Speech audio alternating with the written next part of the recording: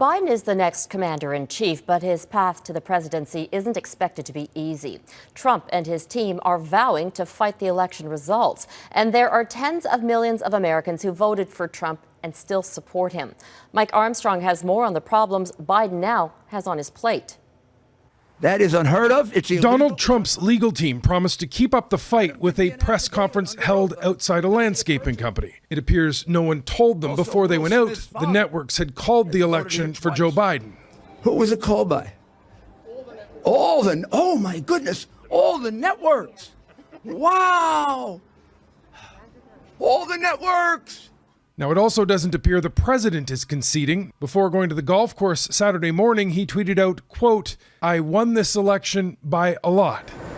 The Trump campaign says it will launch a series of lawsuits starting Monday, apparently in several states. They insist their poll observers were kept too far away from seeing the work of poll counters, making those ballots illegitimate. How many are they suggesting? Well, here in Pennsylvania, everything counted after Election Day. Gee, just about the 700,000 votes that President Trump was ahead by 2 days ago, that disappeared. Phew. Now, Trump's lawyers are not presenting actual proof of systemic fraud or anything widespread, only anecdotal stories about single cases of alleged impropriety or basically violations of transparency. It is very unlikely to have an impact on the results. That doesn't mean Trump supporters aren't pushing for the fight to continue. There's a lot of questionable things. I shouldn't be calling this election. There's dozens of lawsuits all over the United States right now. They should resolve those up. My reaction personally is I think it's a little premature. It just sounds like there's going to be multiple states with recounts and an awful lot of litigations.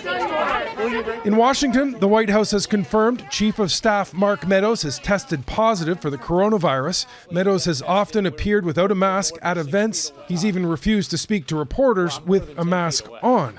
I'm not going to talk to the man. According to reports, there are 4 or 5 other new cases in the White House as well.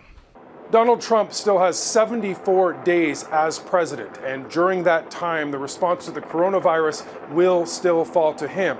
This country has struggled during this pandemic. Over the last week, they've averaged more than 100,000 new cases a day, and Sunday they're likely to hit a new milestone, their 10 millionth case of COVID-19.